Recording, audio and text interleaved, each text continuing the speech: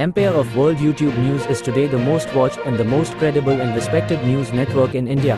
From the path-breaking, The World This Week, nominated as one of India's upcoming best, you are watching Empire of World.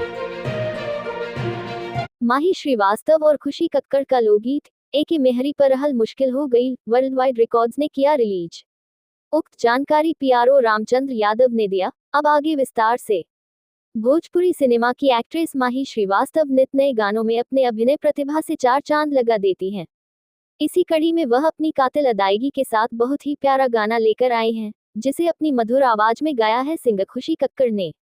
ये भोजपुरी लोकगीत एके मेहरी पर रहल मुश्किल हो गई वर्ल्ड वाइड रिकॉर्ड्स भोजपुरी के ऑफिशियल यूट्यूब चैनल पर रिलीज किया गया है। इस गाने को खुशी कक्कड़ ने अपनी सुरीली आवाज में गाकर शमा बांध दी है। ये सॉन्ग देखने और सुनने में मन को मोहित कर रहा है।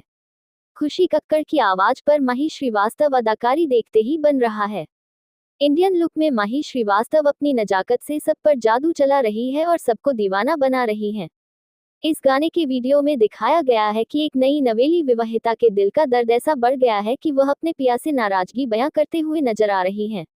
आलम यह है कि उसका पति खूबसूरत पत्नी के रहते हुए भी किसी और से आशिकी कर रहा है, जिस पर पत्नी एतराज जता रही है। इस सिचुएशन पर बनाया गया ये सॉन्ग हर किसी के मन को भा रहा है।